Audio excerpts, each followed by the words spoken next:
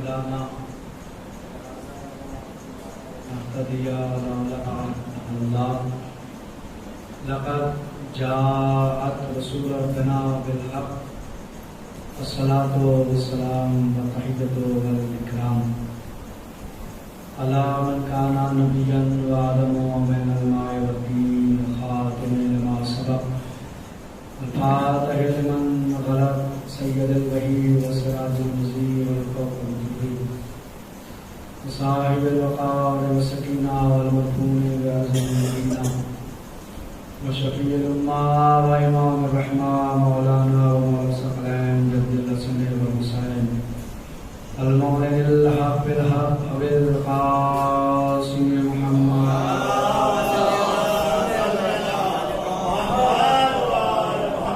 وعلى أهل بيته الطيبين الطاهرين المعصومين المظلومين المنتقمين المنتجبين ولعنة الله على أعدائهم وغاصب حقوقهم ومنكر فضائلهم والشاكين فيهم والمنحرفين عنهم أجمعين أما بعد فقد قال الله سبحانه وتعالى في القرآن الحكيم بسم الله الرحمن الرحيم ونريد أن نمن على الذين استضعفوا في الأرض نجعلهم أئمة ونجعلهم الوارثين ملک صلوات پڑھیے محمد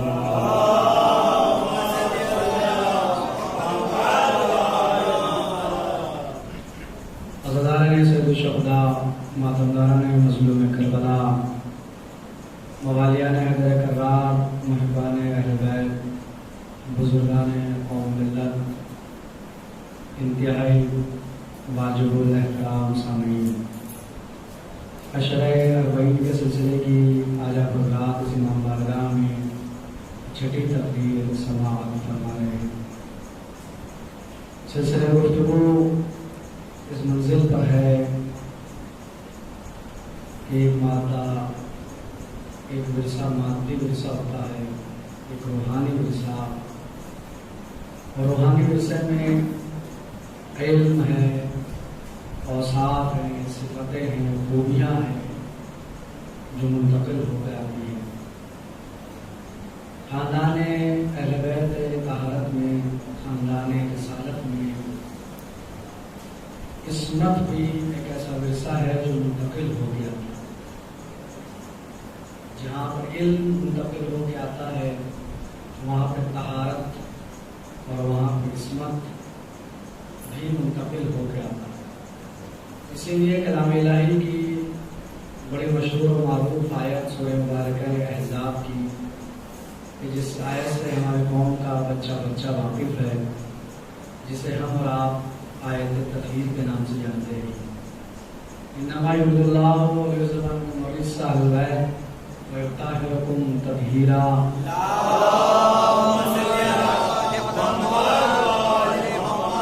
یہ آیت عصمت اہل بیت کی دلیل مبین ہے۔ یہ آیت عصمت اہل بیت کی کھلی ہوئی دلیل ہے۔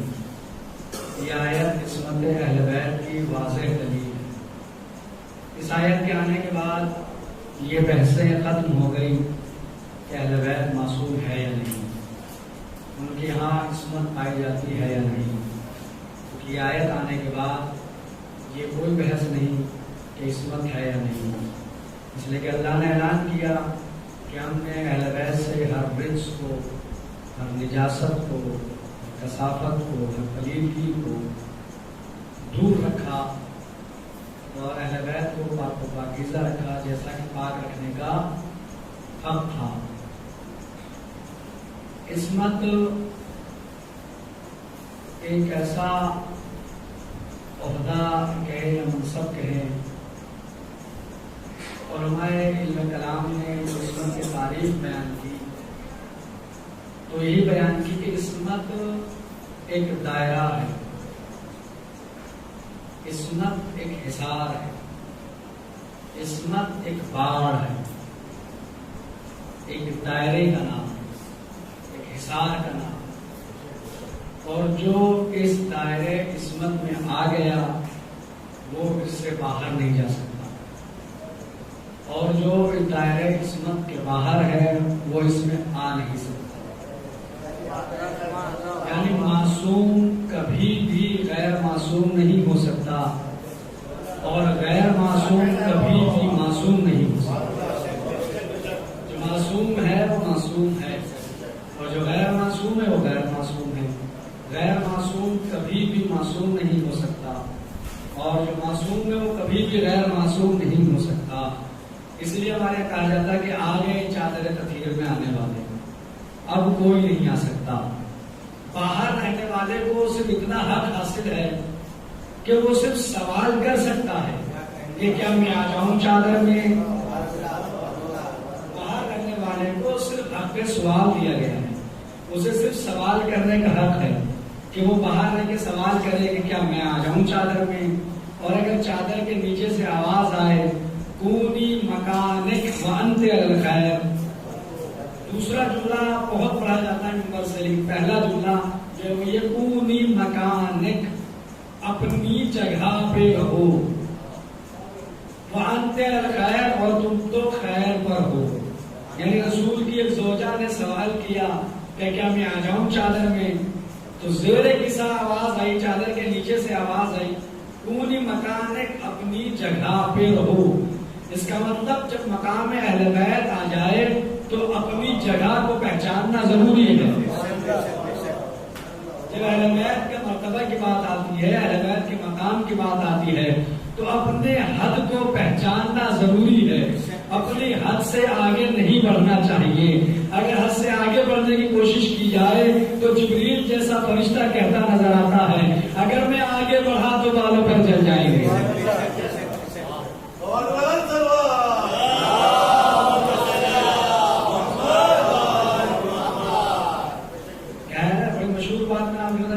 جبریل جیسے فرشتے نے کہا، اس کے بعد اپنی حد کو پہچاننا ضروری ہے جب مقام اہل بیت کی باری آئے۔ دوسرا جملہ وانت علی الخیر، اور تم تو خیر پر ہو۔ یعنی پیغمبر اسلام جنہیں خود خیریت کی سند عطا کرے وہ بیوی بھی چادر میں نہیں آ سکتی۔ جسے پیغمبر نے خود خیریت کی سند عطا کی، خیریت کی ڈگری ہولڈر جن کے پاس ڈگری موجود ہے، کہا تم خیر پر ہو لیکن اس چادر میں نہیں آ سکتی۔ تو عجیب بات یہ ہے کہ جب پیغمبر کی ایک زوجہ محترمہ کہ جو خیر پر ہے جب وہ چادر میں نہیں آ سکتی تو جو کھلم کھلا شر پہ ہو، سلام مل کے محمد والے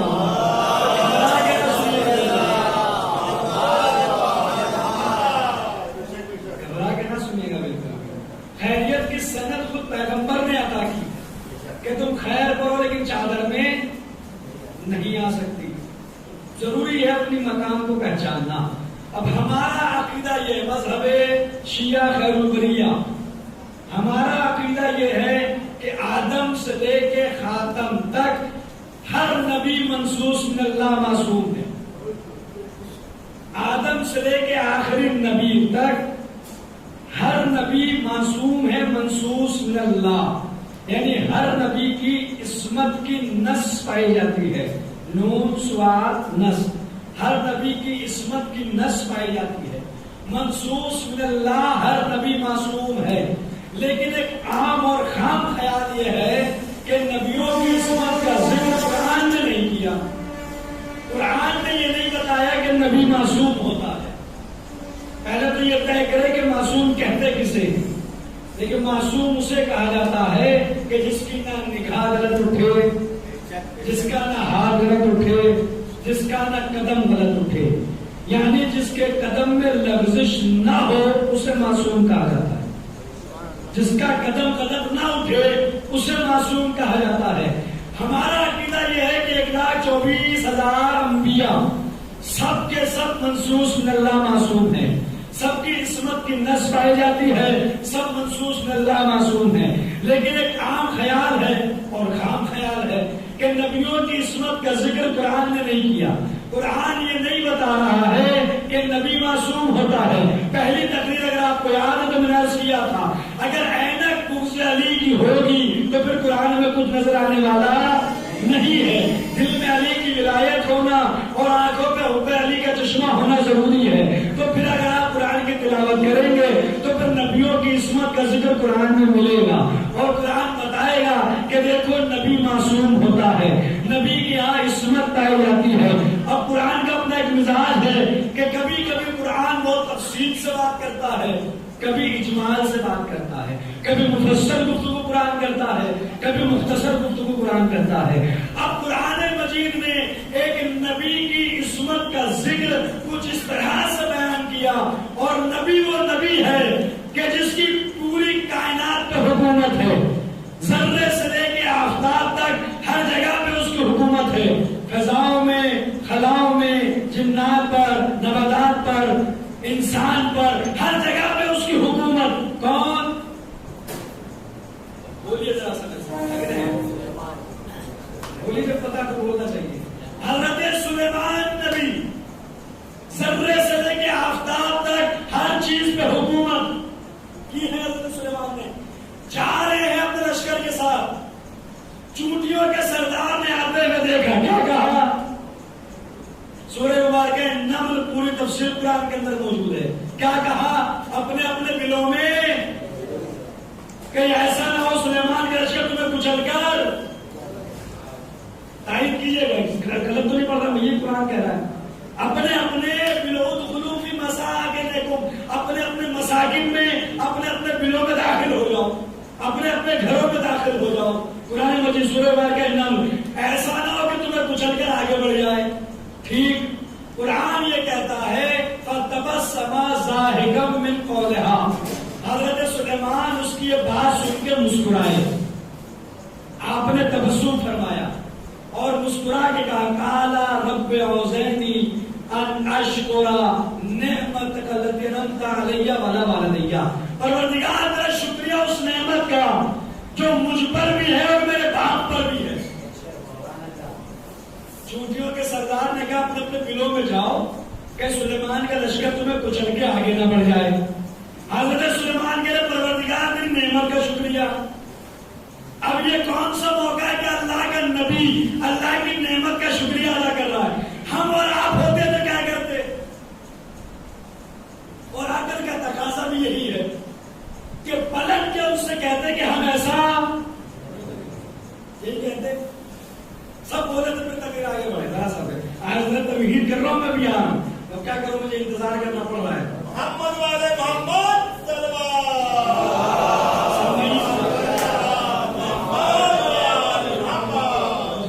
گجرات کے ایک ماحول میں، پہلے بھی گجرات میں آیا تھا، ماحول ہے یہاں کا بہت دیر میں لوگ آتے ہیں، لیکن ہمارے یہاں دلی پہ چلے جائیں تو مرثیہ خانی ہوتی ہے، جب خطیب پہنچتا ہے امام بارگاہ بھرا ہوا ملتا ہے، بیٹھیے، اور جو یہاں پہ سوا گھنٹہ تقریر کرتا ہے وہ 45 منٹ میں سارا سمیٹ دینا پڑتا ہے، کیونکہ وہاں معاملہ بھی 20-20 کا ہوتا ہے، پورا مجمع کھچا کے برابر بیٹھ کر شروع ہو جائے۔ لیکن یہاں ذرا سا تھوڑا تقریبی معاملہ،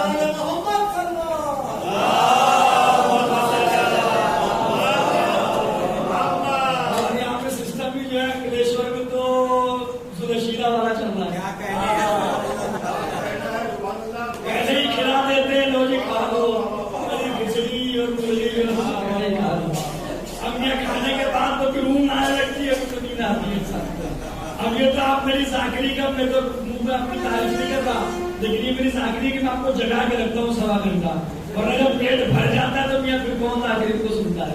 تو معاملہ بھی تھوڑا سا ذوالشیرہ والا چل رہا ہے، پہلے کھا لو، لیکن وہاں لوگ چلے جاتے تھے، الحمدللہ یہاں پہ لوگ آ کے سنتے ہیں، وہاں تو سب نے کھایا اور نکل گئے، یہاں پہ کھا کے رک جاتے کہ نہیں سن کے جائے کہ کیا کہتے ہیں۔ تو میں عرض یہ کر رہا کہ ہم اور آپ ہوتے تو کیا کرتے؟ پلٹ کے کہتے کہ بھائی ہم ایسا، سب بولے تو پھر میں اگلے جملہ کو یہی کرتے نہیں۔ ہم اور آپ ہوتے تو چونٹی کی آواز ہی نہ سن پاتے۔ جو لوگ خاموش ہیں، کیڑیاں بہت ہیں یہاں پہ، ابھی مجلس سے اتر کے ایک ایک کو پکڑوں گا، نہیں بولیں گے تو کہ مجھے بتاؤ کہ یہ کیا بات کر رہی ہے۔ چونٹیاں بہت ساری مل جائیں گی آپ کو، کبھی سنا ان کی باتیں کہ وہ کیا بات کر رہی ہے، تو پھر تائید کیجیے نا میری بات کا، یس یا نو، نہیں سنا۔ اگر ہم اور آپ ہوتے تو سنی نہ پاتے، لیکن اللہ کے نبی نے آواز سنی، ہم اور آپ ہوتے تو نہیں سن پاتے، اسی نے کہا تھا قرآن پڑھو تو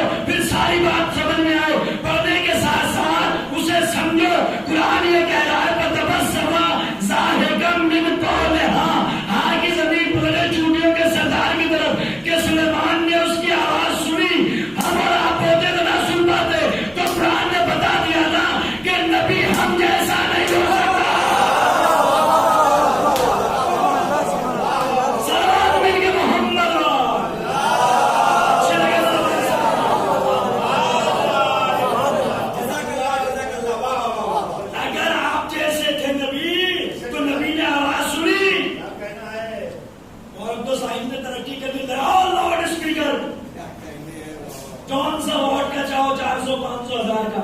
بتاؤ کہ کیا بات کر رہی ہے جھوٹیاں آپس میں؟ سن پاؤ گے؟ کبھی نہیں. لیکن نبی نے سنا نا، تو اب تو سمجھ لو کہ تم اور ہو، نبی اور ہے. نبی تمہارے جیسا نہیں ہو سکتا، نبی ہمارے جیسا نہیں ہو سکتا. اور نبی نے یہی تو کہا نا بشر مثلکم، کہ میں تمہارے جیسا بشر ہوں. نبی نے یہ نہیں کہا کہ تم میرے جیسے بشر ہو. صلوات مل کے محمد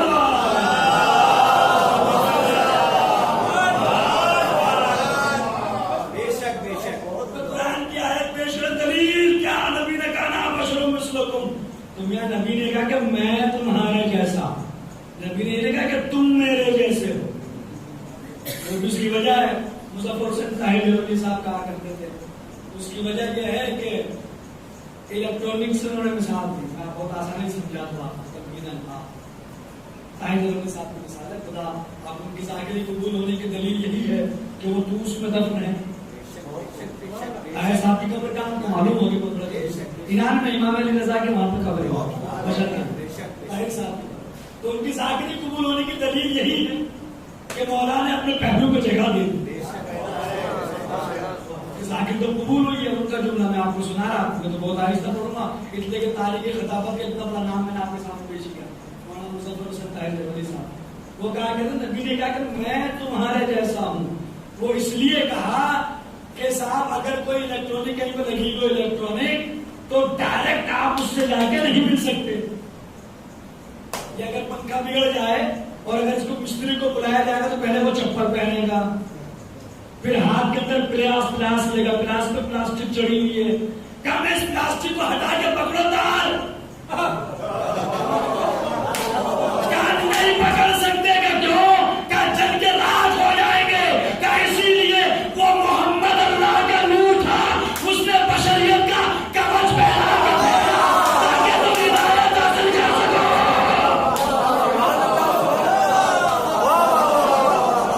سیدھا نور آ جاتا. تم کہاں بلاتے؟ ورنہ کوئی جو ہے وہ تار پکڑ کے دکھائے، پکڑے گا تو وہ رہی گئی. کیوں؟ نور ہے نا. تو جب یہ نور برداشت نہیں ہو رہا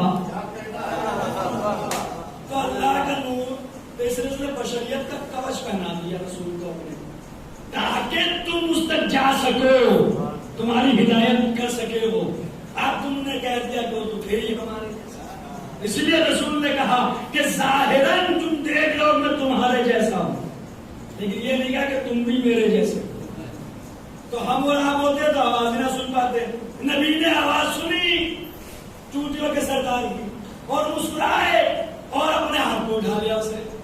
اور پھر سنی شیخ علماء سب نے لکھا اس بات کو کہ اللہ کے نبی نے پوچھ لیا کہ تو افضل یا میں.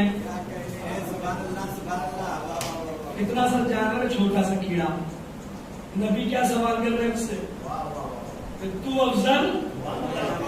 اس نے بھی کہہ دیا یا اللہ کے نبی ابھی تو میں ہی افضل ہوں. اب جملہ ضائع ہو گیا تو پھر بیوی زہرا کی عطا کا کیا فائدہ، ان کی نارائن کا صدقہ جملہ ضائع نہ کیجیے گا. اس نے کیا کہا کہ اس وقت تو میں افضل. حضرت سلیمان نے پوچھا کیوں؟ کہ اس لیے کہ میں نبی کے ہاتھوں پر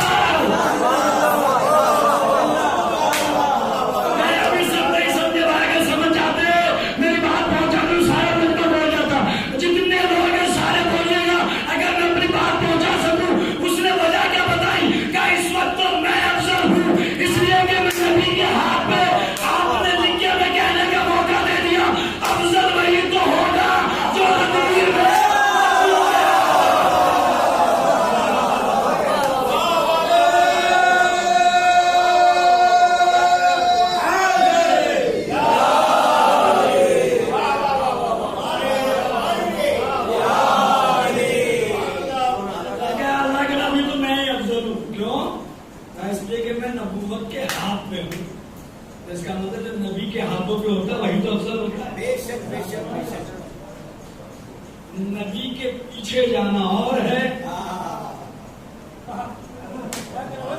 نبی کے ہاتھوں پہ اٹھنا اور ہے. بڑا عجیب جملے ہیں کہ آپ کو اگر اجازت دو چار پڑھ بھی سن لیں. کسی خطیب کے بہت خوبصورت جملے، انہوں نے کہا کہ حالت نماز میں نبی کے پیچھے آنے والا اور ہے، نبی کی پشت پہ آنے والا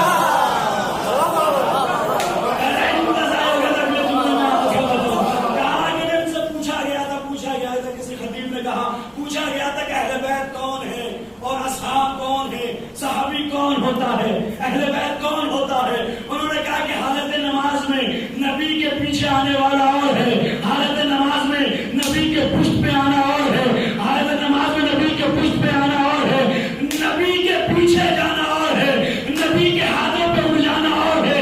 کہا جو نبی کے پیچھے جائے وہ صحابی ہوتا ہے، جو نبی کے ہاتھوں پہ بلند ہو جائے وہ اہل بیت ہوتے ہیں۔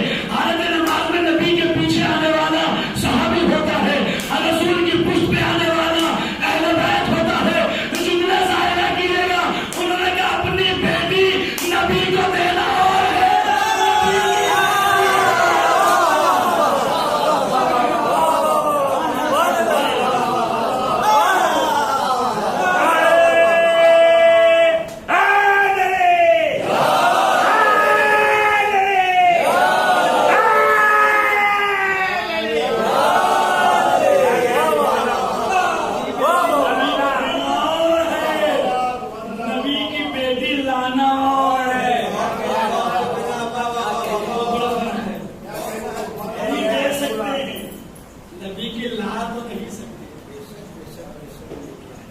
تو کہا کہ وہ اس وقت تمہیں ہی افضل ہو اس لیے کہ مان لو۔ اب انہوں نے کہا کہ پروردگار تیری نعمت کا شکریہ جو مجھ پر بھی ہے اور میرے باپ پر بھی ہے، اس لیے کہ ہمارے اور آپ کے لیے عام زندگی میں پھر فرق آ جائے گا ہمارا اور نبی کا۔ ہمارے اور آپ کے لیے عام زندگی میں چوٹیوں کا کچلنا حرام نہیں ہے، ہمارے اور آپ کے لیے۔ لیکن اگر اللہ کا نبی ایسا کرے تو وہ بروز محشر شکایت کرتی کہ پروردگار کچلنے والا تیرا نبی ہے، اس کا لشکر تھا، تو چونکہ نبی کا قدم آگے نہیں بڑھا تو نبی نے نعمت کا شکریہ ادا کیا، اور نعمت ایسی جو صرف سلیمان پر نہیں ان کے باپ پر بھی ہے۔ کون ہے؟ حضرت سلیمان کے والد۔ قرآن نے کہا اور ایسا سلیمان و داؤدا، کہ سلیمان وارث ہوئے ہیں داؤد کے، یعنی سلیمان بیٹے ہیں داؤد کے۔ حضرت سلیمان بھی نبی، حضرت داؤد بھی نبی۔ اسی آیت میں دو نبیوں کی عصمت کی دلیل قرآن نے رکھ دی کہ دیکھو قدم آگے نہیں بڑھا تو سلیمان نے کہا ایک ایسی نعمت ہے مجھ پر بھی ہے، میرے باپ پر بھی ہے، جس کی وجہ سے قدم آگے نہیں بڑھا۔ ہم نے علماء سے پوچھا تو علماء تفسیر نے کہا اسی نعمت کو تو عصمت کہا گیا۔ تو بتایا نا قرآن نے کہ دیکھو نبی معصوم ہوتا ہے، پھر اگر نبی کی عصمت کا ذکر قرآن نے کہا نبی بڑا خوبصورت۔ اب آپ سمجھ گئے سب، بولیے نا حضرت یوسف علیہ السلام۔ دیکھیے نعوذ باللہ خاکم مدہن کوئی بھی نبی خوبصورت نہیں تھا، سارے کے سارے نبی حسین و جمیل تھے، لیکن یہ کیا ہوا کہ حسن یوسف مشہور ہو گیا؟ اس کی وجہ سے یہ ہے کہ ان کے حسن کے قرآن نے تعریف کی۔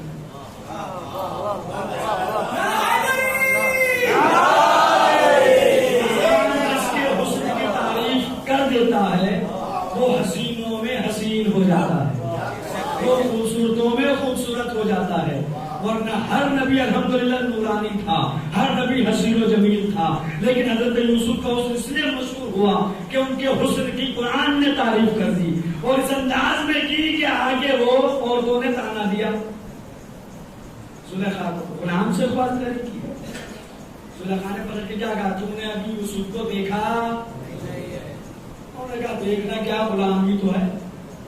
کہا اگر دیکھ لو تو تمہارا تانا ختم ہو جائے، دکھاؤ۔ ایسے نہیں دکھائیں گے، پھر کب پردہ ہوگا پردے کے پیچھے گھسو اور تمہارے ہاتھ میں ایک چھری اور ایک لیمو، ہاں بولتے رہیے گا۔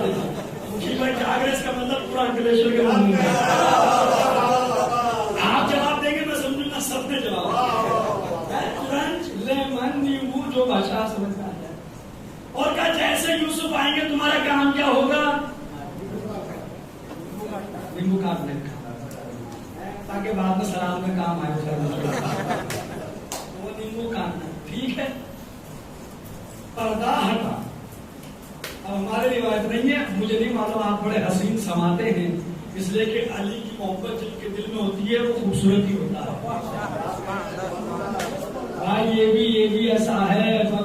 اب میں آپ کو ایک جملہ سناؤں گا اور بولیے گا کہ اگلا جملہ بہت اچھا ہو. اس سے پہلے سنا تو غدیر کے بعد جابر ابن عبداللہ الانصاری, آپ اگر کتاب کا حوالہ دیں مشارق و انوار الیقین, اس میں جا کے حافظ رجب تفصیل لی, انہوں نے کہا کہ غدیر کے واقعے کے بعد جابر ہر ایک کا بازو پکڑ پکڑ کے پوچھتے تھے, بتاؤ علی کے بارے میں کیا خیال ہے, بتاؤ علی کے بارے میں کیا خیال ہے, بتاؤ علی کے بارے میں کیا خیال ہے. اگر کوئی منہ پھیر دیتا تو جابر کر کے کہتے انظر الی امہ, ذرا اس کی ماں کا شجرہ تو دیکھو.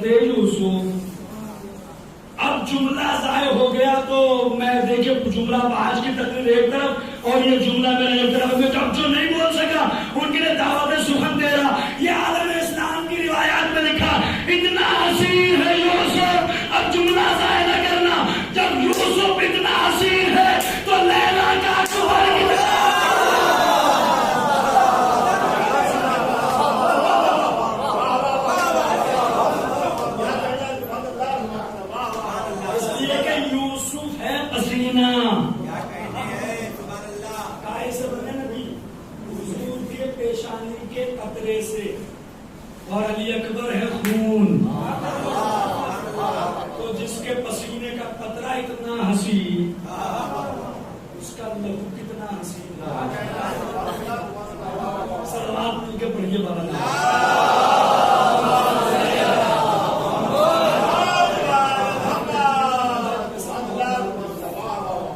پورا حسن بیان کر کے میں نے جملہ کہا کہ جب یہ اتنے حسین ہیں وہ کتنے حسین ہوں گے. آپ وہ حضرت عباس میں تقریر ہوگی پرسوں تو بتاؤں گا کتنے تھے, اس میں آئے گا کبھی تو بتا. آج آگے بڑھیں. جیسے میں حضرت یوسف کو دیکھا تو پہلا جملہ جو عورتوں نے کہا قرآن میں محفوظ ہے. ان کی جیسے نگاہ پڑی انہوں نے کہا ہاشا للہ ما ھذا بشر ان ھذا الا ملک کریم. اٹھاؤ قرآن سورہ مبارکہ یوسف. قرآن میں کہ مصر کی عورتوں نے دیکھ کر کہا کہ ہاشا للہ یہ بشر نہیں ہے. پھر میں جملہ کہوں گا وہی جو میں کہتا چلا آ رہا ہوں. اگر سب پہنچاتے تو مجھے کہنے کی ضرورت نہیں ہوتی, لیکن میں سب کو سمجھانے کا کیا کہا انہوں نے ما ھذا بشر. قرآن مجید کی آیت کوئی روایت نہیں پڑھی, میں نے قرآن کی آیت پڑھی. جس کے موبائل میں قرآن ہے ابھی نکالو سورہ یوسف اور قرآن میں دیکھ ڈالو. انہوں نے کہا ہاشا للہ. ہاشا حرف تعجب ہے. جب کوئی انسان تعجب کا اظہار کرتا ہے عربی میں تو وہ ہاشا کا استعمال کرے گا. انہوں نے کہا ہاشا للہ, تعجب سے کہا یہ بشر نہیں ہے, عقلوں میں پتھر پڑے ہوئے ہیں. مصر کی عورتوں کو بھی پتا تھا کہ نبی ہمارے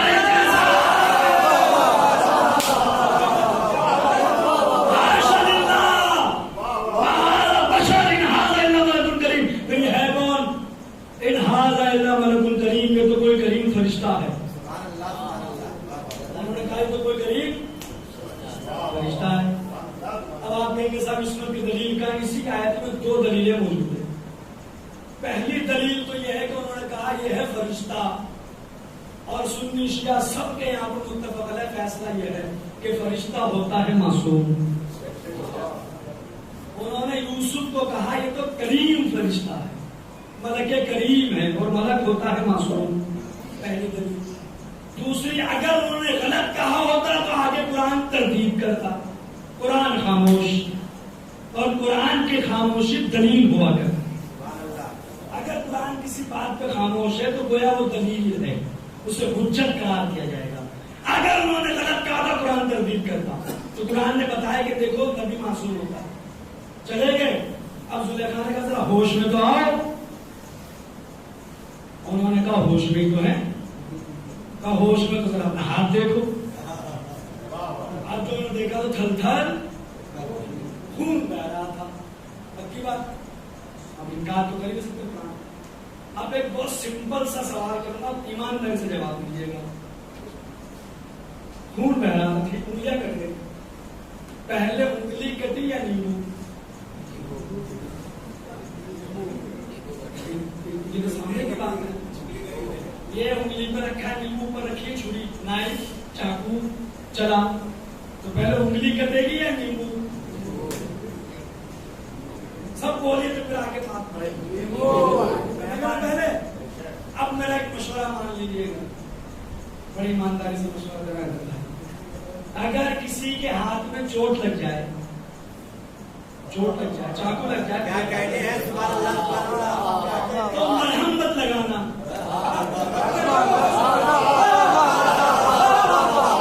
گھر جانا اپنے, فریج کھولنا, فریج نیمبو نکالنا اور کاٹ کے آدھا تو فریج میں رکھ دینا. بس ایک قطرہ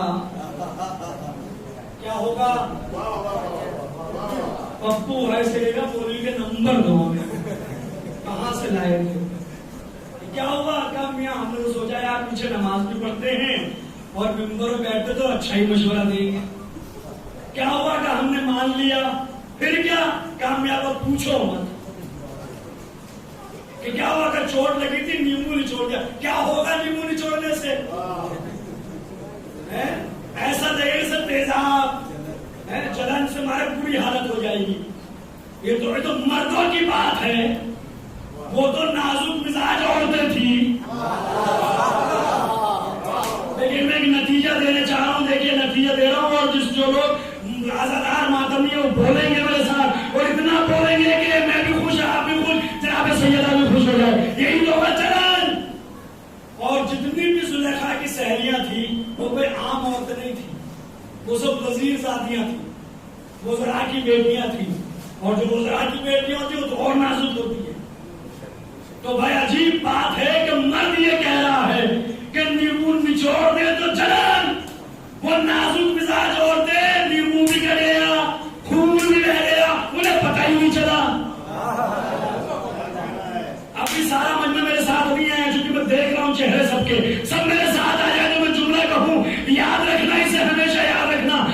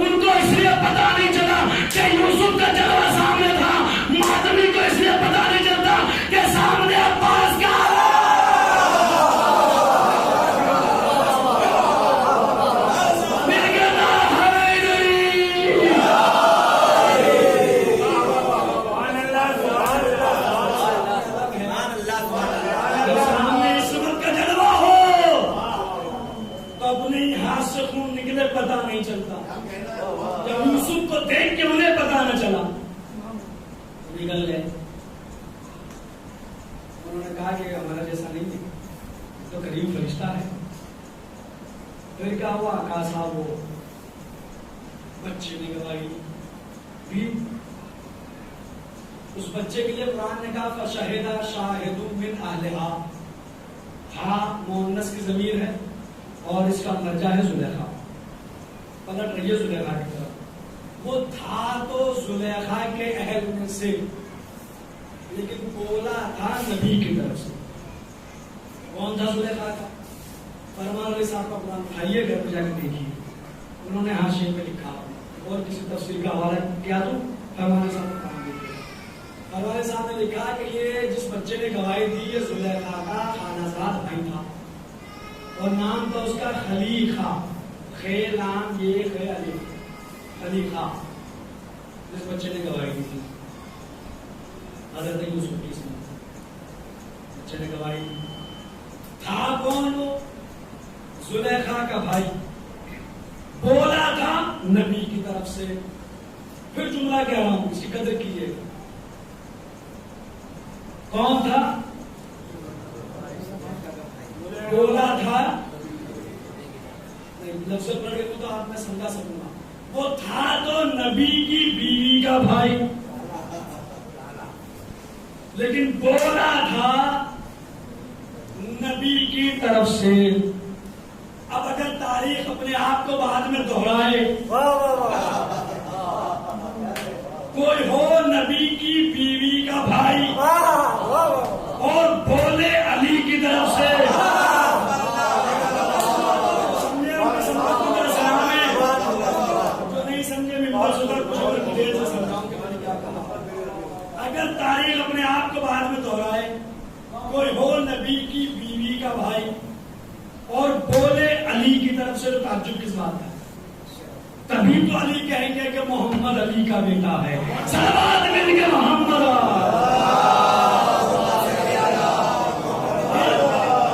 اب آ جائیے، پھر ایک فیصلہ کو بات آ رہی ہے۔ اب چلے گئے، حضرت مانا نہیں اس کی بات کو، اس کے بعد حضرت یوسف باہر آیا، بن گئے عزیز مصر، بن گئے تھے یوسف نامہ دیکھے ہوئے چلے بولیے بن گیا نہیں بن گیا؟ بڑے مسئلے پوچھتے ہیں آپ لوگ بھی چینل پہ دیکھ کے مولانا حضرات سے ہیں، بتائیے یوسف نامہ میں دیکھا ہوگا نا۔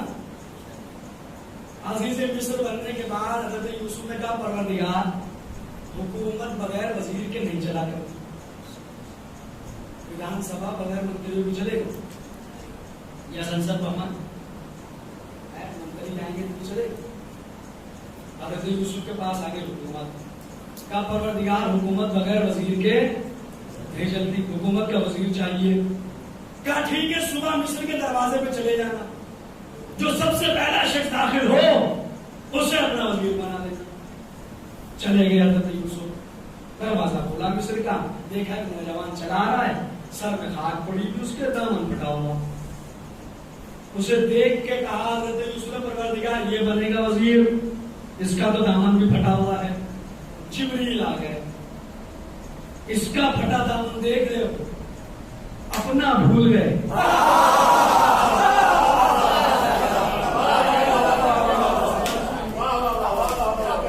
اگر بات اچھی ہو تو زور لگا کے پڑھو گا، زور لگا کے پڑھو گا۔ کہا اس کا دیکھ رہے ہو پھٹا ہوا، اپنا بھول گئے۔ کہا یہ ہے کون؟ کہا یہ وہی بچہ ہے۔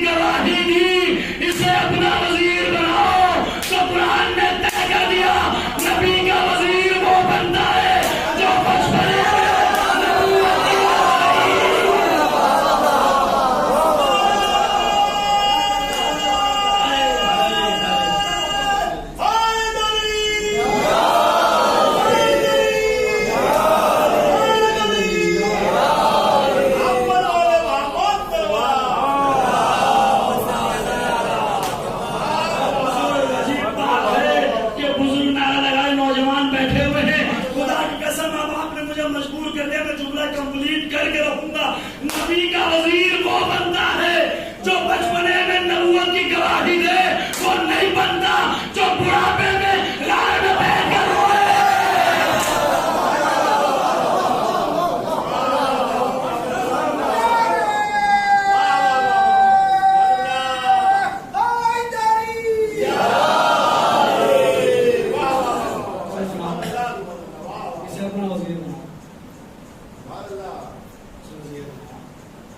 तो उस बच्चे की गवाही को माना गया, हज़रत यूसुफ को डाल दिया जेल में। अल्लाह ने एक इल्म दिया था, कौन सा? ख्वाब की था इल्म उनके पास।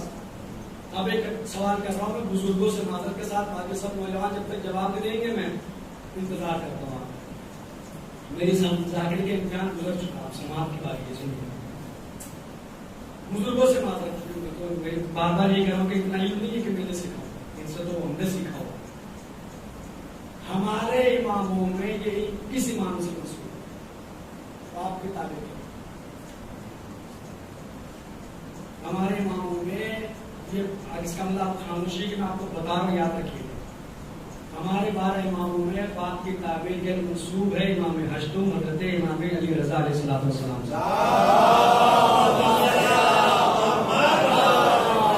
ताबीर गोया अल्लामा मजलिसी उठा के देखिएगा, ताबीर गोया अल्लामा मजलिसी कि जब भी कोई ख्वाब देखो तो किसी से बयान ना करो। आप फोन करेंगे मौलवी साहब को, मौलवी साहब मैंने ख्वाब देखा है, मौलवी साहब देखे 5 मिनट बाद बताते हैं।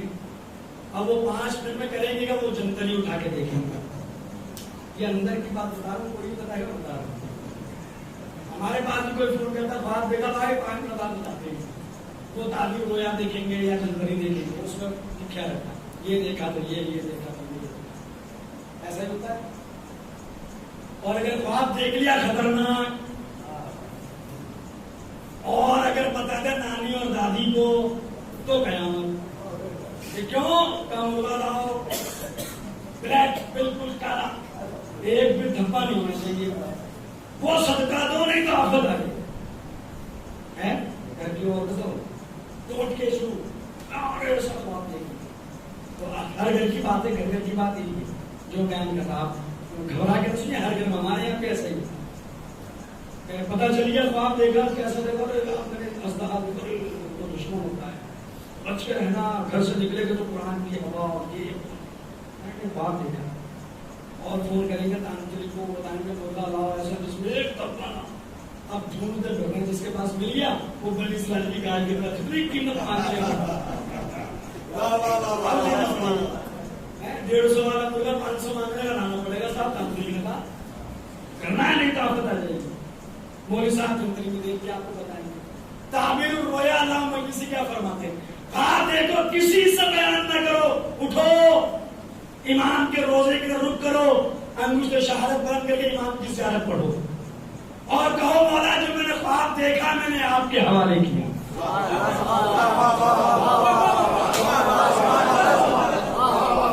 अब उधर से जो ताबीर आएगी बेहतरीन आएगी, इसलिए कि मासूम की जात से हमेशा खैर सादिर होता है, मासूम की जात से कभी शर सादिर नहीं होता। ये हमारा अकीदा है, आप बोले ना बोले आपकी मर्जी, लेकिन हमारा अकीदा है कि मासूम की जात से जब भी कोई चीज शादी होगी सिर्फ और सिर्फ खैर, शर तो दूर है, इनके करीबी नहीं है। कैसा भी ख्वाब देखा काला पीला नीला इमाम के हवाले करो। हमारे आज कल इंशाल्लाह पूरी तकरीर आगे इमाम इंशाल्लाह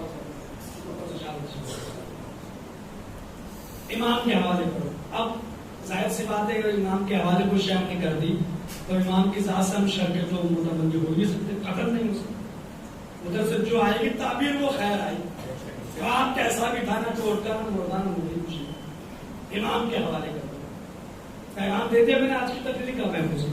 हजरत यूसुफ के पास भी था, वो दो ने ख्वाब देखा है, यूसुफ नामा के देखे क्या बोलिए मेरे साथ में, नई किताब में पढ़ा जाकिर से यूसुफ नामा कई बार आपने देखा, दो ने ख्वाब देखा, दोनों को सजाए मौत हो चुकी थी।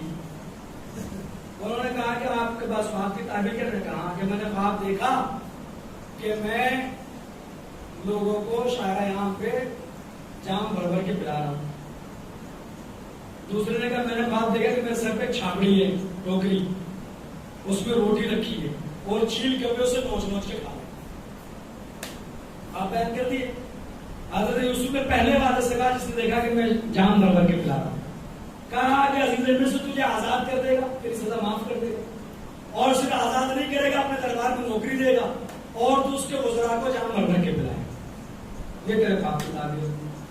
دوسرے والے کی باری آئی، کہا تجھے تختے دار پہ چڑھا دے گا، کیونکہ میں نے میرٹھ میں پڑھتے ہوئے حیدر بھائی میں نے کہا سولی پہ چڑھا دے گا، تو ایک بزرگ نے باتیں پڑھ لیا کہ مولوی صاحب وہ تختے دار تھا، سولی نہیں تھی۔ میں نے کہا جب بھی پڑھوں گا تو جملہ ضرور کہنا، سولی پہ نہیں، وہ تختے دار پہ چڑھا دے گا، تختے دار پہ چڑھا دے گا اور تیری لاش کو چھیل کے نوچ نوچ کر۔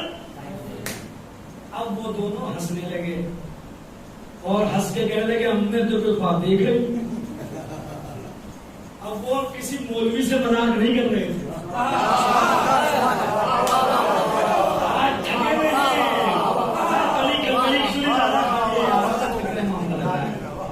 جملہ ضائع ہو رہا ہے بھائی۔ دیکھیے اب کڑی سے بہتر لطف نہ آئے تو پھر کہیے گا، اس سے بہترین جملہ میں کہوں گا کڑی کھچڑی جا آپ نے کہا الحمدللہ مولا بہت سلامت رکھے، آپ کے کاروبار کرتے تھے نظر و نیاز کرنے والے کاروبار اللہ برکت دے۔ وہ کسی مولوی سے مذاق نہیں کر رہے تھے، وہ کر رہے تھے اللہ کے نبی سے مذاق۔ خواب بتایا جب تعبیر اپنے مطابق نہیں آئی تو ایسے کہنے لگے ہم نے تو کوئی خواب دیکھا ہی نہیں، جملہ ضائع نہ کرنا، نبوت کی پیشانی پہ بنائے۔ یوسف نے کہا دیکھا ہو یا نہ دیکھا ہو اب ہوگا وہی۔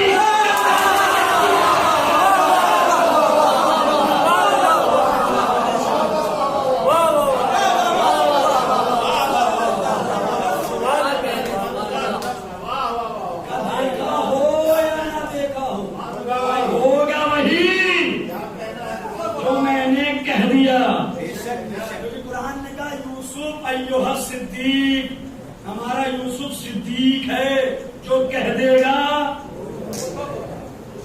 پھر قرآن نے صدیق کی ڈیفینیشن پریبھاشا اور تعریف بیان کر دی کہ صدیق وہ ہوتا ہے جو کہہ دے وہ ہو جائے۔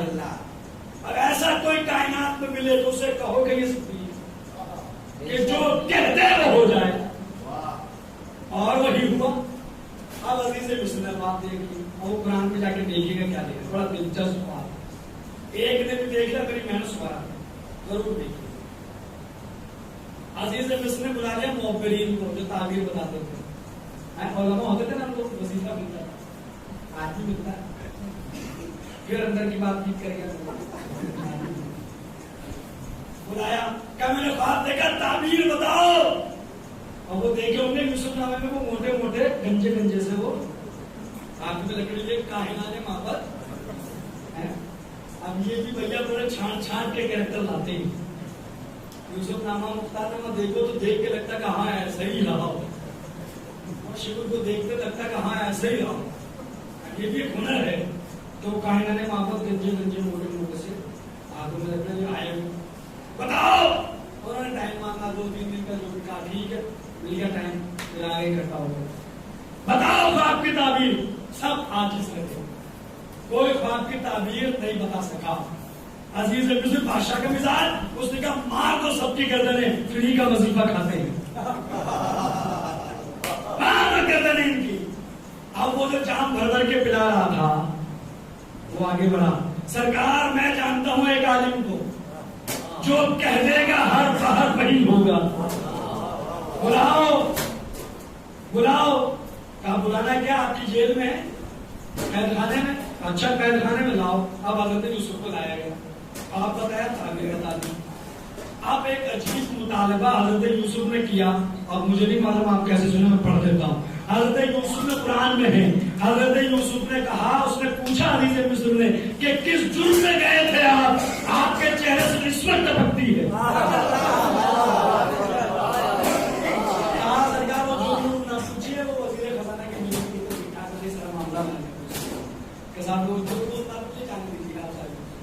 اب حضرت یوسف نے کہا کہ زلیخا کو بلا اور اس سے پوچھ کے غلطی کس کی، اس کی یا میری۔ حضرت یوسف بڑے دربار میں خواب بتایا، تعبیر بتا دو. اس نے پوچھا کس جرم میں گئے تھے؟ سارے معاملات پیش آ گئے. اب کا بلا تو زلیخا کو پوچھ اس سے کہ غلطی کس کی ہے. آ گئی زلیخا.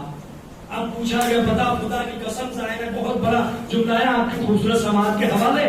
زائنہ کی جتنی داد آپ نے دی میں اور آپ مل کے بھی پوری رات داد دے تو جملہ میں نے بہت بڑا کہنا ہے. کہا کہ بلا اسے پوچھ کس کی خطا تھی. آ گئی زلیخا. زلیخا نے جملہ کہا قرآن کے دامن میں محفوظ ہے. زلیخا نے کہا خدا کا راوت تو ہوا نفس ہی فاستعصما. میں نے اسے گمراہ کرنے کی کوشش کی. میں نے اسے گمراہ کرنے کی کوشش کی لیکن یہ معصوم تھا. اپنا دامن بچا کے چلا گیا. اس نے اپنے دامن کو بچا لیا. یعنی اس نے اقرار کیا بھرے دربار میں کہ میں نے کوشش کی لیکن یہ اپنے آپ کو بچا کر لے گیا. اب سمجھ میں آیا کہ عصمت صغریٰ کیا ہے, عصمت کبریٰ کیا ہے. نبیوں کی عصمت اور ہے, ہمارے اماموں کی عصمت اور ہے. عصمت صغریٰ کیا, عصمت کبریٰ کیا. جہاں عصمت صغریٰ ہو وہاں اپنے آپ کو بچایا جاتا ہے لیکن حملہ کرنے والا کرتا ہے. اب ساتویں امام کے زمانے میں آؤ.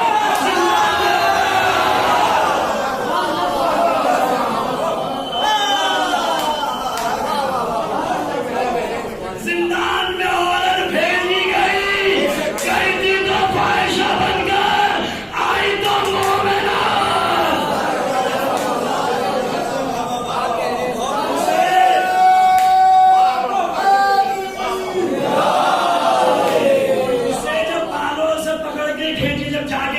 بھیجی نا ہارون نے بھیجا تھا نا, ہارون نے بھیجا تھا اسے. تو جب جا کے دیکھا بہت دیر ہو گئی ابھی تک نہیں آئی ہے. اب جا کے سپاہیوں نے دیکھا ایک طرف موسیٰ کاظم سجدے میں تھے, دوسری طرف عورت سجدے میں تھی. ایک طرف امام سجدے میں, ایک طرف عورت سجدے میں.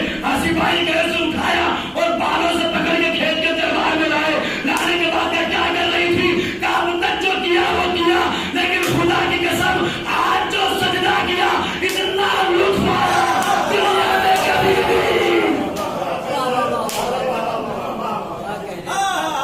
انصاف سے بتاؤ جتنی محنت میں کر رہا ہوں کر رہے ہیں میرے ساتھ سب آدمی مل کے محمد والے. اس نے کہا کہ جتنا لطف ایک سجدے میں آیا آج تک کبھی کسی فعل میں ایسا لطف نہیں آیا. کہا اچھا تجھے بھیجا کس لیے گیا تھا, تو کر کیا رہی تھی؟ تو اس نے نگاہوں میں نگاہیں ڈال کے کہا تھا بتا وہ بتاؤں جو تم نے کیا یا وہ بتاؤں جو میں نے دیکھا. وہاں پہ اس نے کوشش کی, یہاں کوشش بھی نہیں کی, صرف دیکھا امام کو تو ایمان لے آیا. کیا کہنے ہیں, اس نے کوشش کی. وہ خود اقرار کر رہی ہے کہ میں نے تو کی اسے گمراہ کرنے لیکن یہ نہیں ہوا جو کیا معصوم تھا. اس کا مطلب جہاں عصمت کبریٰ ہو وہاں خود تو بچا ہے معصوم لیکن جو ان سے منسلک ہو جائے گا اسے بھی بچائیں گے.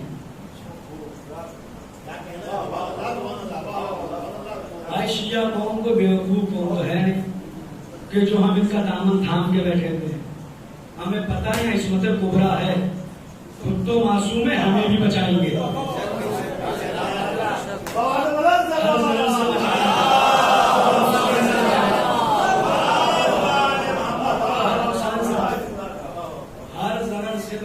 ہر نقصان سے بچائیں گے. تو بتایا اس نے عصمت کی گواہی خود زلیخا نے فاستعصما. یہ معصوم تھا اپنے آپ. تو بتایا کہ قرآن نے کہ نبی معصوم ہوگا.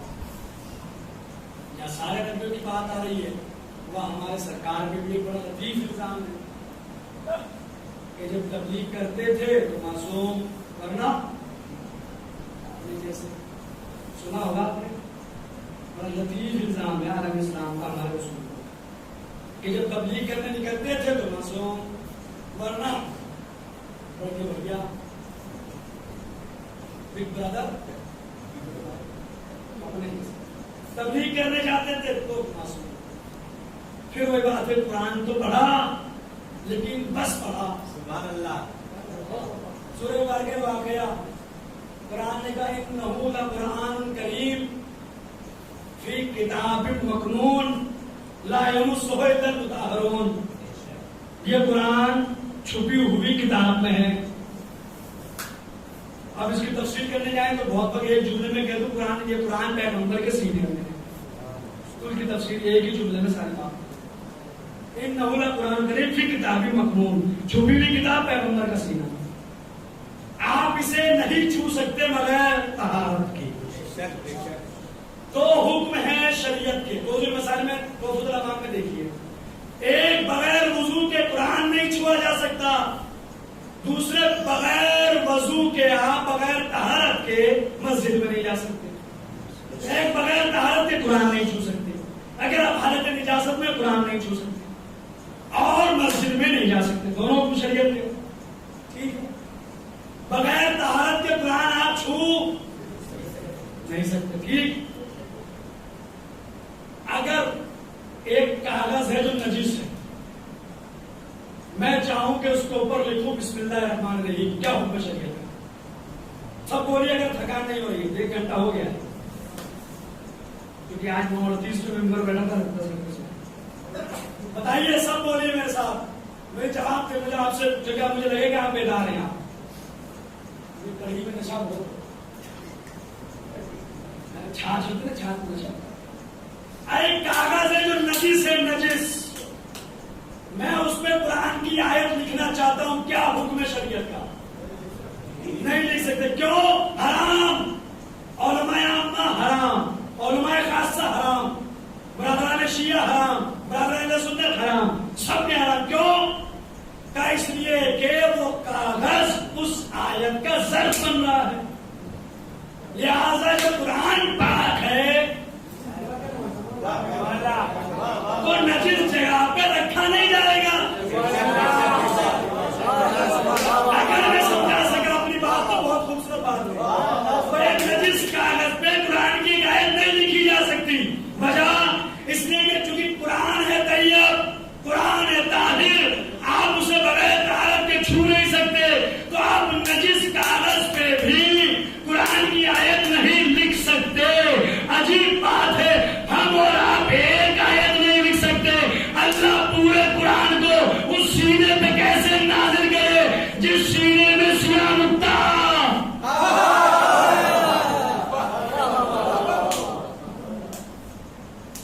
کاش نشالہ کا صدر کی تفصیل آپ سنائے کہ پیغمبر کی سرجری ہوئی ہے ہمارے پاس، مبشرین نے کرائیے، جبریل کو سرجن بنایا، اللہ نشالہ کا صدر کی تفصیل دیکھیے، اس پہ چک لکھایا باقاعدہ،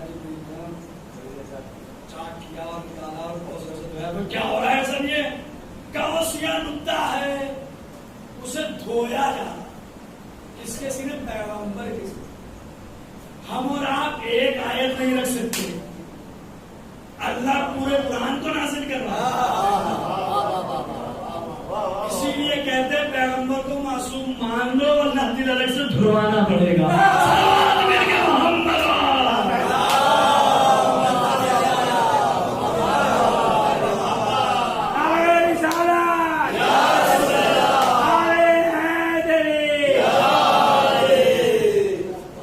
ہم ایک آیت نہیں رکھ سکتے، تو اللہ پورے قرآن کو نازل کرے گا اسی نے جس میں سیاہ نقطہ تھا، اور وہ ساری ڈیٹیل ہے، اس کے اندر انشاءاللہ کے صدر کی تفسیر پڑھیے گا کیا کیا معاملات پیش آئے، لیکن حقیقت ہے تفسیر میں لکھا ہوا ہے۔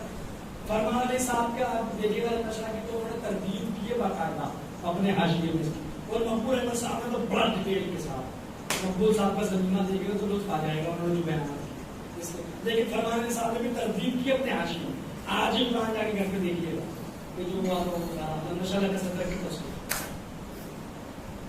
ایک آیت میں رکھ سکتے، ٹھیک، ایک بات ہو گئی۔ اب قرآن نے کہا کہ اسے چھو بھی نہیں سکتے، اگر میں ٹچ کرنا چاہوں ایک لمحے کے لیے قرآن کی آیت کو بغیر وضو کے، کیا حکم ہے؟ نجیس کو بغیر طہارت کے قرآن کو چھونا چاہوں، ٹچ بس کرنا چاہوں، کیا حکم ہے شریعت کا؟ حرام۔ کیوں؟ کسب قرآن کو چھونے کے لیے طہارت شرط ہے، اور 24 گھنٹے کوئی بھی انسان وضو سے رہ نہیں سکتا، امپوسیبل، ناممکن ہے یہ بات کہ 24 گھنٹے کوئی انسان وضو سے رہے، ہو سکتا ہے سر؟ 24 آور 24 گھنٹہ کوئی وضو سے رہ سکتا ہے؟ نہیں رہ سکتا، اور جیسے ہی وضو ٹوٹا اور قرآن کو چھو لیا آپ نے تو نہیں چھو سکتے آپ، वजू शर्त है कुरान के हुरूफ को छूने के लिए। अब इससे बड़ा जुमला मैं क्या कहूँ? आप जाने, मौला जाने, रसूल जाने, आपकी अपनी मर्जियां के मोमिनीन, लेकिन मैं जुमला कुरान के हवाले से कह रहा। कुरान ने कहा तो जिन मसाइल में उलमा अम्मा खासा सबने का बगैर वजू के एक सेकंड के लिए भी आप कुरान के आयत को नहीं छू सकते। चले जाएंगे कुरान की आयत मोहरे नबूवत बनाकर पैगंबर के दोष में लिखी गई।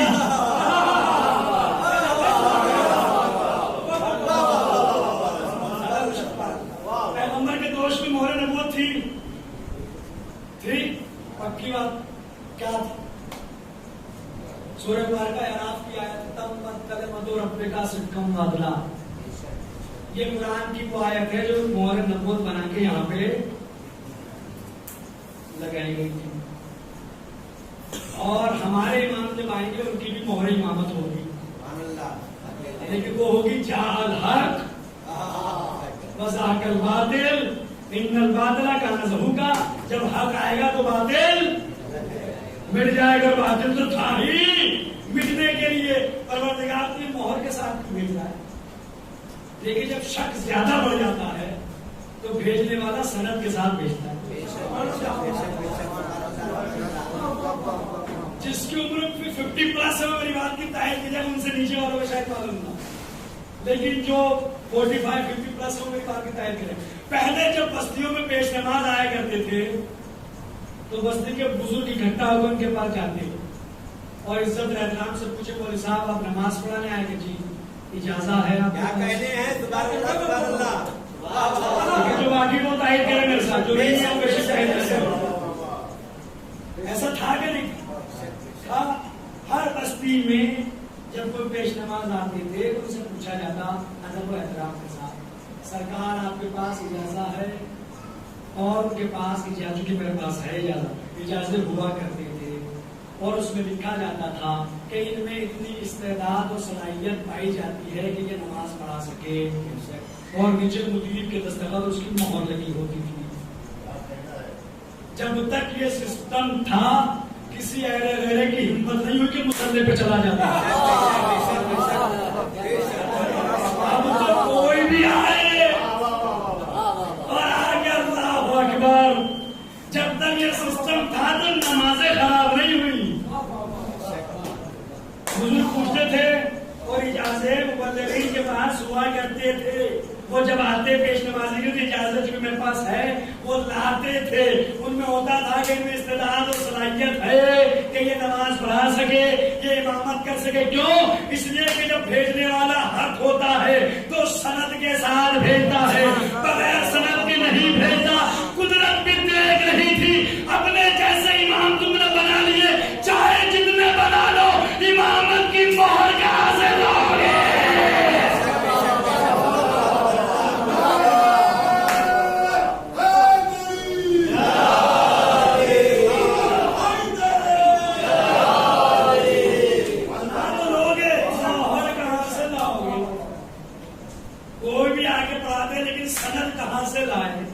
वो तो देने वाला ही तो देता है। तो अल्लाह जब भेजेगा तो मोहरे इमामत के साथ, नबी को भेजा तो मोहरे नबूवत थी।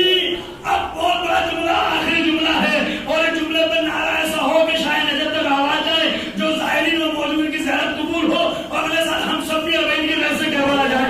जिसके दिल में तमन्ना होगी वो जुमले पर बोलिएगा, नारा लगाइएगा। मैं ये कह रहा हूँ कि नबी के दोष पर थी मोहरे नबूवत, वो है कुरान की आयत, और उस आयत पे कदम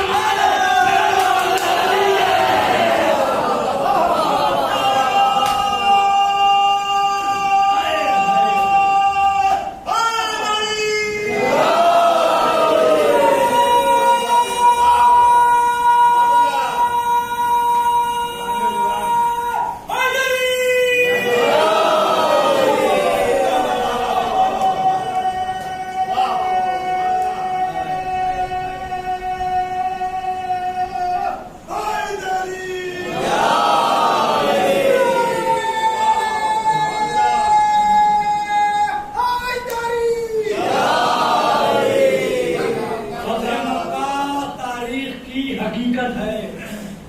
کوئی بھی مسلمان فتح مکہ سے انکار نہیں کر سکتا کہ دوست تھے رسالت کے، قدم تھے علی کے.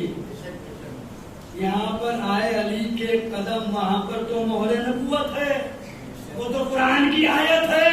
لیکن قدم آئے علی کے اور قرآن کے اوپر کوئی اور شے نہیں آ سکتی سوائے قرآن کے. اب تو سمجھو کہ پیغمبر نے کہا قرآن علی کے ساتھ، علی قرآن کے ساتھ. صلوات مل کے محمد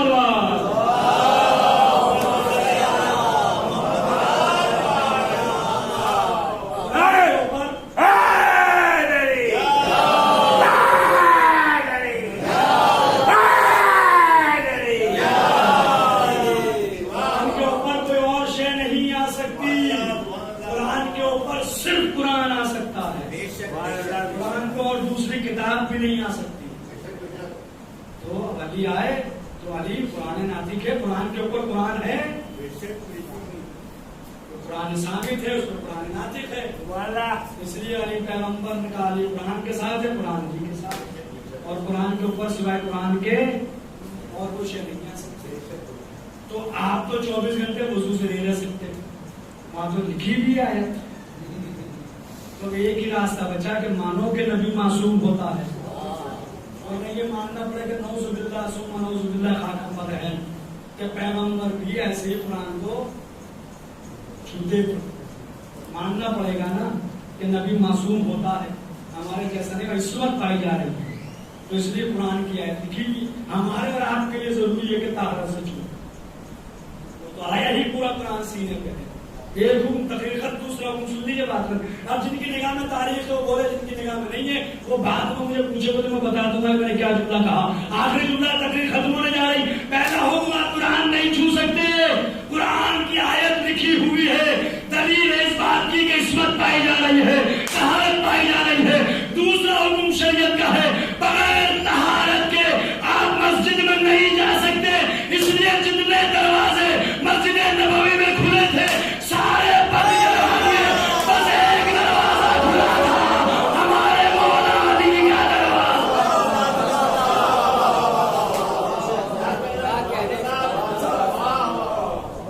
سارے دروازے کلوز، بس ایک ڈور اوپن تھا، ہمارے مولا.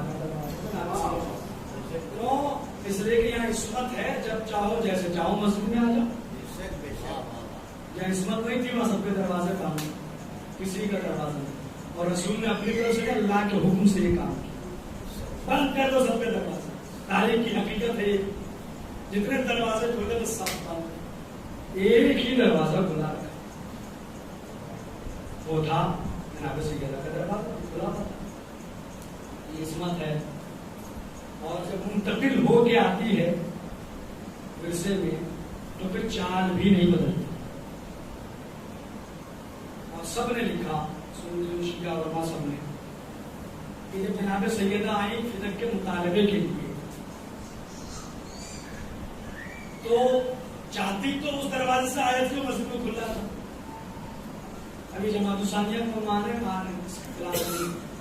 لیکن ہاں میں پورا مقدمہ پڑھا کرتا ہوں پورا فدق کا کیا کیا معاملات ہے، اور زیادہ تر اس میں حوالے جو ہے برادران نے کتابوں کے حوالے ساتھ کیا کیا معاملات پیش ہے. ازور قرآن ازور صحیح مسلم بخاری. چاہتی تو اسی دروازے سے آ جاتا لیکن نہیں، صدر دروازے سے. اور سب نے لکھا جتنے تھے سب نے کہ جب آئی تو ایسے چل رہی تھی جیسے رسول چلتے تھے. آئی منتقل ہو کے کوئی چال بھی نہیں بدلی. اس لیے اب جو کہتے ہیں نا یہ خطابت ظاہری نہیں ہے کہ 14 معصوم ہے، سب کی رفتار ایک، رفتار ایک، اور ایک فعل ایک. یہ باقاعدہ روایات سے ثابت ہے. ایسے چل رہی تھی جیسے رسول چلتے تھے. اب اس کی اور بھی وجوہات ہیں کہ رسالت کی چال جو تھی وہ سب علماء نے. عصمت منتقل ہو کے آئی تو چال بھی نہیں ہے. اور عصمت کا کمال یہی ہے کہ اپنے رنگ میں سب کو ڈھال دے، اپنے رنگ میں سب کو رنگ لے. یہ جملہ یاد رکھیے، کل کے تقریر میں بہت کام آئے کہ جب عصمت پائی جاتی ہے تو معصوم سب کو اپنے رنگ میں رنگ لیتا، اپنے رنگ میں ڈھال لیتا، ورنہ کوئی کہیں کا تھا، کوئی کوفے میں تھا، سعید کہاں تھا، بصرے میں تھا، لیکن کیا کہنے ہیں، ایک مرکز تھا، سب اس کے گرد جمع ہو گئے، اور امام کو پتا تھا، اس لیے جو نہیں آیا اسے بلا لیا، کہا کہ تمہیں تمہارے ساتھ ایسا ہوا کہ اپنے جو ساتھ میں تھے وہ ادھر چلے گئے، ادھر والے ادھر آ گئے. ایسا ہے نا تاریخ کی حقیقت کہ یہاں امام کے ساتھ چل رہے تھے، وہ چلے گئے چھوڑ کے، کہ ہمیں تو پتہ ہی نہیں کہ کدھر سے لڑنا ہے، چلے گئے، ایسے لوگ بھی تھے. تو ایسے بھی ہے جو ادھر سے ادھر آئے، دشمن کے لشکر میں تھے لیکن اب امام کے لشکر میں شامل ہوئے. جو تھے سب کو امام نے شامل کیا. ایک اور تھا کہ جو مکے سے امام کے ساتھ ساتھ چلا، اور شام میں جو فتنہ ابھرا تھا، اب وہ اگر کسی کو معلوم کرتا فتنہ کیا تھا تو منبر سے نیچے کر کے پوچھے گا ہوتا، وہ اس فتنے سے متاثر تھا، جو شام میں جو فتنہ ابھرا تھا اس سے متاثر تھا. اسی لیے وہ جب چلا مکے سے، اسے پتا چلا کہ امام حسین کا لشکر بھی آ رہا ہے قافلہ، تو وہ امام کے لشکر سے دوری بنا کے چلا کہ مجھے کہ امام سے ملاقات نہ کرنی، ملنا نہیں چاہتا تھا، ملاقات کرنا ہی نہیں چاہتا تو امام سے ملوں.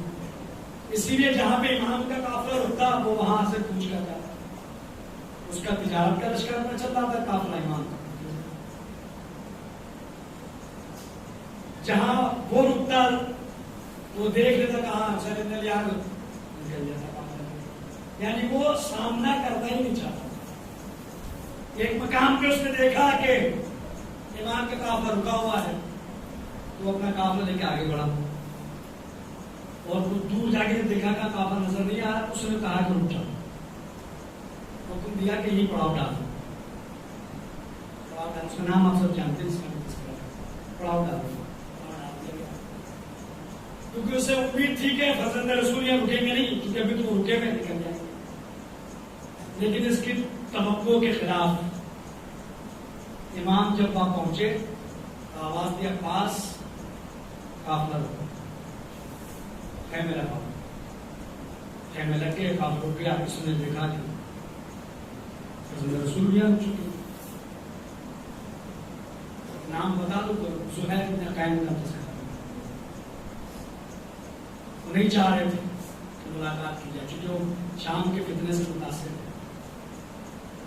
قافلہ رک گیا.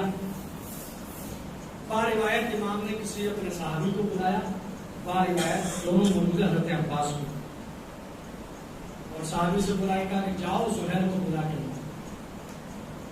قاصد گیا.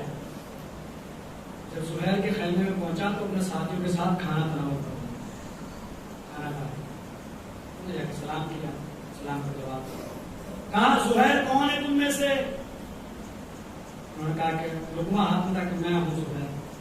کہا تمہیں ابھی عبداللہ نے بلایا ہے. جیسے یہ سنا تو سکتا تھا،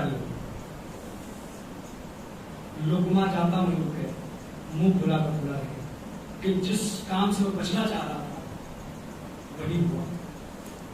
تھوڑی دیر سکتا تاریخ، اس کے بعد کہنے لگا کہہ دیجیے جا کے حسین علی سے کہ زہیر نہیں آ سکتا. پردے کے پیچھے سے اس کی بیوی یہ بات سن رہی تھی. جیسے اس نے کہا کہ ایک بار نکل کے سامنے آئی، کہا زہیر تجھے معلوم ہے تجھے کون بلا رہا ہے؟ مجھے فاطمہ زہرا کا بیٹا بلا رہا ہے. جا، بات نہ سننا ان کی، اگر تجھے مدد نہیں کرنا تو نہ کرنا، لیکن بلا رہے ہیں تو جا. اور اگلا جملہ خدا کی قسم اس نے کہا، اور یہی مصائب کا ذکر ہے. مصائب اگر تو نہیں جا رہا ہے تو میں جاؤں، اس لیے کہ بروز محشر مجھے زہرا کے سامنے شرمندہ نہیں ہونا ہے. تو وہ پوچھے کہ میرا بیٹا بلا رہا تھا تو آیا نہیں. زہیر جا. زہیر گیا، گئے زہیر میں گئے. مقاتل بتاتے ہیں کہ 1 منٹ بھی نہ لگی ہوگی امام کے پاس جا کے واپس آئے. اور جب آئے تو حالت بدل چکی تھی، امامہ کھلا ہوا تھا، بال بکھرے ہوئے تھے. قریب آئے، اپنے ساتھیوں سے کہا مجھے اپنی منزل مل گئی اور میں اب جا رہا ہوں اپنی منزل کی طرف. تم میں جو میرے ساتھ آنا چاہتا ہے وہ آ جائے، جو جانا چاہتا ہے وہ قافلے سے الگ ہو جائے، اپنا سامان الگ کر دے، الگ ہو جائے. مجھے میری منزل مل گئی ہے. روایت میں لکھا کہ امام حسین نے زہیر کو اس کا مقام دکھایا تھا کہ زہیر تم اپنا مقام پہچانو کہ تم کو آ گیا. کہا مجھے میری منزل مل گئی ہے تو میں جا رہا ہوں. بیوی کے قریب آگے کہنے لگے مومنہ جہاں میں نے تجھے رائے خدا میں آزاد کیا، میں تجھے طلاق دیتا ہوں، میں تجھے زندگی سے آزاد کرتا ہوں، اس لیے کہ میرا بھروسہ نہیں کہ میں لوٹ کے آؤں گا بھی کہ نہیں آؤں گا. مومنہ کہنے لگی زہیر جب تک اپنی خدمت کروانا تھی تو ساتھ رکھا، جب رسول کی نماز خدمت کی باری آئی تو الگ کرتا. اجرکم اللہ، خدا آپ کی آنکھوں پر رحمتیں نازل کرے، خدا آپ کی آوازوں پر رحمتیں نازل کرے. کوئی غم نہ دے سوائے غم اہل بیت. کہا کہ میری زندگی کا کوئی بھروسہ تو نہیں ہے. مومنہ نے پلٹ کے کہا زہیر تجھے نہیں معلوم لیکن مجھے معلوم ہے کہ تیرے ساتھ کیا ہونے والا ہے. تو اللہ کی راہ میں شہید ہو جائے گا، تو اللہ کی راہ میں گزر جائے گا. ہاں تو شہید ہو کر جب رسول کی بیٹی کی خدمت میں جانا تو بی بی زہرا کو میرا سلام کہنا اور کہہ دینا اے رسول کی بیٹی، ایک مومن ایک بیوی آپ کی شفاعت کی طرف گیا ہے. ایک مرتبہ کہتا زہیر چلا گیا اور جب زہیر گئے امام حسین کے ساتھ وقت آخر آیا، زہیر نے آواز دی مولا میرا سلام آخر قبول کرو. حسین زہیر کے سرانے پہنچے، زہیر کے سر کو اٹھا کے سرانوں پر رکھا، زہیر کے ماتھے کو چھوما، پیشانی کو بوسہ دیا. روایت کرتی ہے روز عاشور آئی، تمام قربانیاں پیش کر دی گئی. میرا مولا حسین شہید ہوا. جب حسین شہید ہوئے تو شہادت کی خبر زہیر کے قبیلے تک پہنچی. جب زہیر کی بیوی کو معلوم ہوا کہ حسین قتل کر دیے گئے، حسین کے ساتھی مارے گئے، اس نے غلام کو بری بلایا. بری بلانے کے بعد ایک کفن لے کے آئی، غلام کو کفن دیا اور کہنے لگی کہ حسین مار دیے گئے، حسین قتل ہو گئے. ارے حسین تو رسول کا نواسا ہے، حسین کو تو کسی نے غسل دے دیا ہوگا، کفن پہنا دیا ہوگا، لیکن آج میرا زہیر بے بدلا چادر بے کفن پڑا ہوگا، بے کوڑا کفن پڑا ہوگا. اے غلام کفن دے گا، میرے زہیر کو کفن پہنا دے گا. غلام چلا کربلا پہنچا، واپس لوٹ کے آیا. زہیر کی بیوی نے دیکھا کہ غلام آ گیا، کفن ساتھ لے کے آیا. دستے دعا بلند کی، پروردگار اس کا بھلا کرے جس نے میرے زہیر کو دفن کیا. غلام زمین پہ بیٹھ گیا، کفن کو رکھ کے کہتا بیوی تمہیں کیسے معلوم کہ زہیر دفن ہو گیا؟ کہا تو کفن واپس لے کے آیا. اس نے ماتم کیا، کہا تجھے زہیر کی بری کفن ایک تھا، لاشیں پاس حسین کا لاشا بے گور کفن، عباس کا لاشا بے گور کفن، علی اکبر کا لاشا ایک ہی کفن ایک تھا، لاشیں 72 کسے کسے کفن پہنا تھا. کربلا کی زمین خاک کا کفن زہرا کا.